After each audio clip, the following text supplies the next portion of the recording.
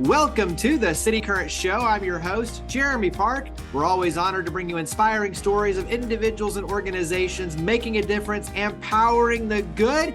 And we're honored to be joined by Ben Turner. He's the president and CEO of Viable Inc. How are you doing, Ben? Doing well this morning, Jeremy.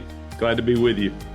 Hey, well, you are doing a tremendous amount of good. And when you talk about economic opportunities, jobs, bringing different organizations together, there's a lot to unpack, but let's start with some history and context. Give us a little bit of history for Viable Inc. Sure. The journey has been a 10-year journey of personal and professional work. You'd think for those of us just trying to help people, it wouldn't be that difficult, but that's been the journey. So it's come on the heels of an ongoing process of how to truly help people move through transition from hard places. And so Viable was essentially formed on the heels of a lot of training effort and the idea that markets were really the missing piece. A lot of folks doing great work in training and equipping and healing for those in vulnerable situations, but Viable's origin story is really that the glaring need for markets. And so that's where we've been focused. Well, and when you think about creating a sustainable future for yourself and your family, when you talk about those you serve who are, coming out of really difficult situations, trafficking, abuse, getting the support to transition is one thing and having that support network, but then creating really a sustainable future through economic opportunities and bringing, like you say, markets and all sorts of things together as real opportunities.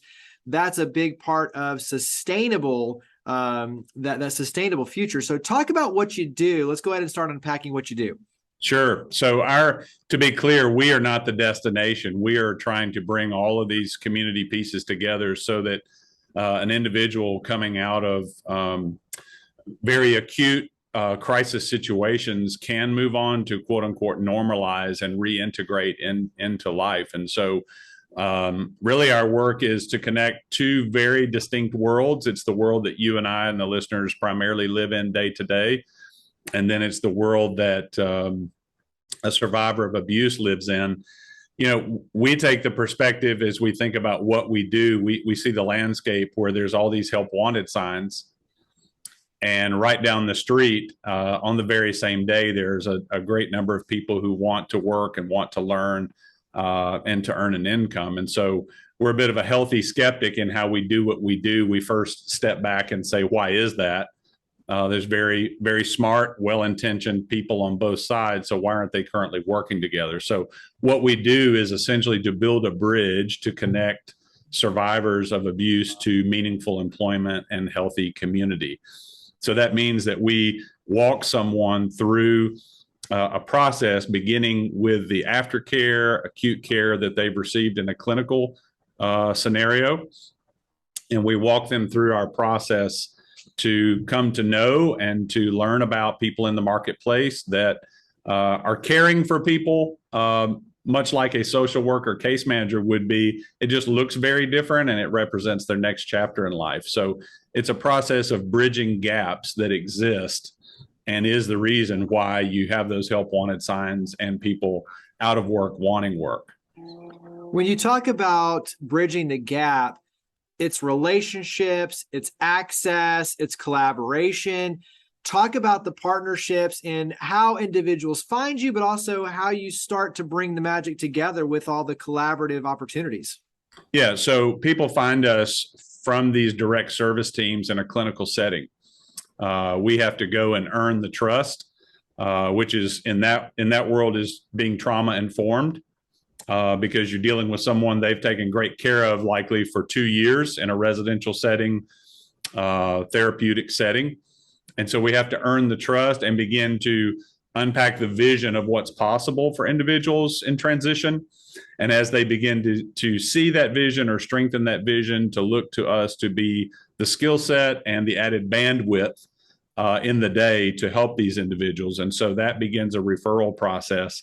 The broader community engagement, the spirit of our work is really to honor the work of others. We do not see ourselves as lone wolves, and we do not think so highly of ourselves as to be a solution or the solution. So I'll interact with the case managers, employers, community members, donors, and volunteers who are participating, friends and family of the individual that we're discussing, the state of Tennessee, and bringing all the immense resources that they have and provide, and our other community partners. These are folks that might help with a wardrobe. They might offer a deeper dive class on Microsoft Office. They might be some follow-on therapeutic training. There's so many people doing good work, as you fully know. So we want to honor that and try to bring them to the table, or be invited to the table, as it were, and be a good community player and partner. Go ahead and talk about what success looks like. So you can kind of use a story that illustrates it, but what does success look like on your end?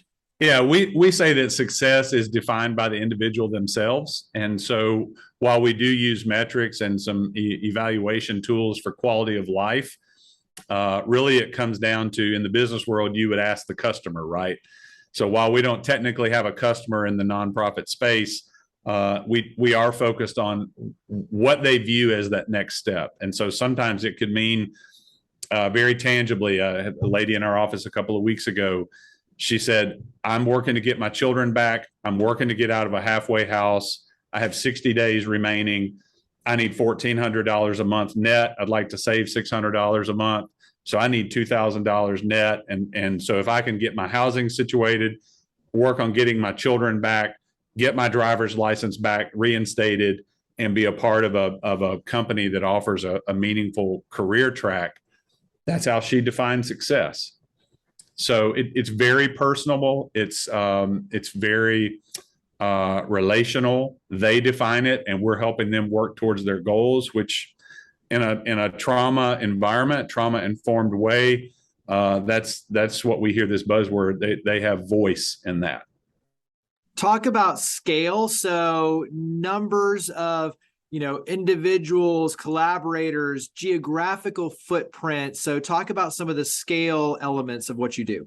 So our work actually started internationally. So prior to our domestic efforts, we have been and continue to be in northern Uganda. So the scale there is very different, in a sense of leveraging community leadership and governance. We might be able to work with 200, 500, 700 people at a time. So we can scale our efforts of connecting people to markets there much easily. So there'd be a few thousand people that we work with there.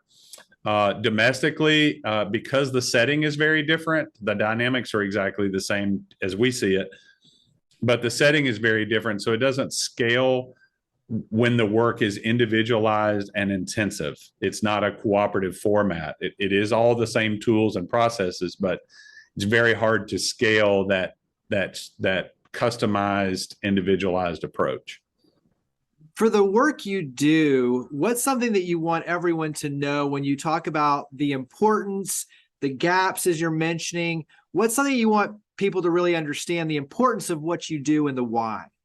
Yeah, the why is that gaps and a disconnected, without a bridge, we are making some critical assumptions about the plight and outcomes for individuals who are heading out to make this a do-it-yourself project.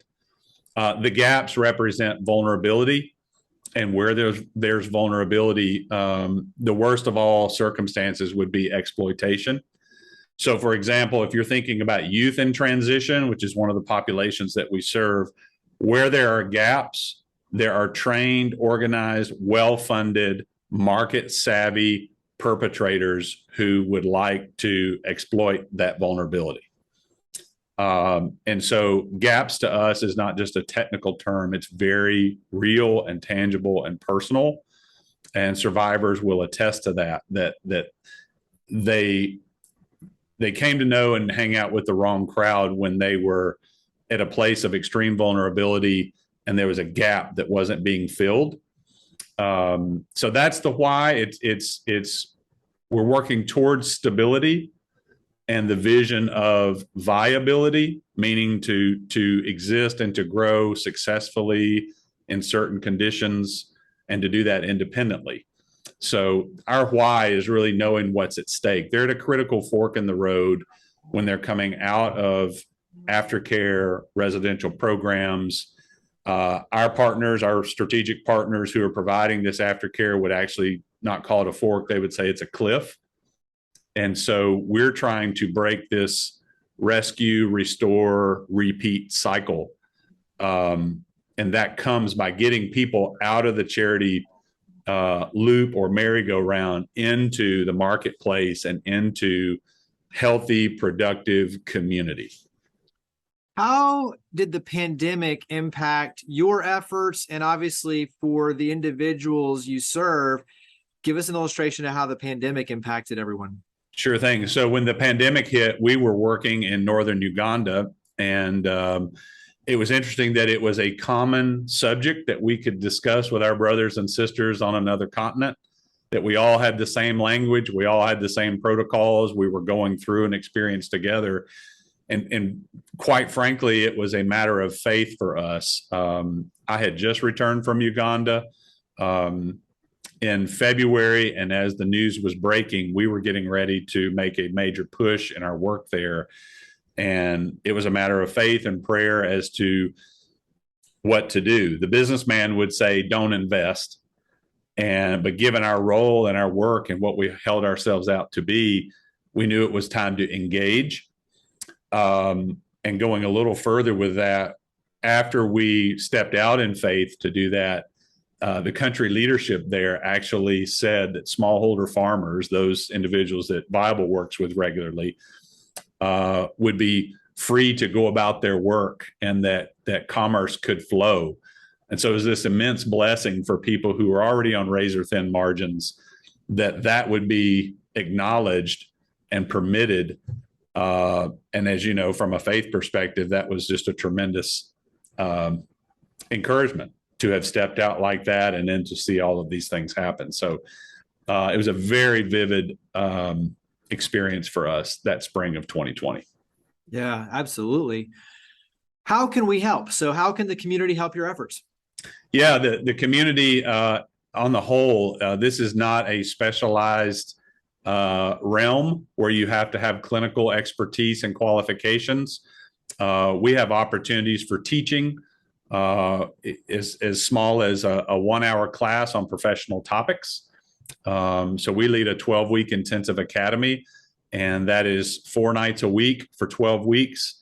And it's by your everyday professionals who come in and are vetted by viable team members, are equipped and given materials and training as to how to speak into the lives of others, and using their everyday skills that they use in the workplace.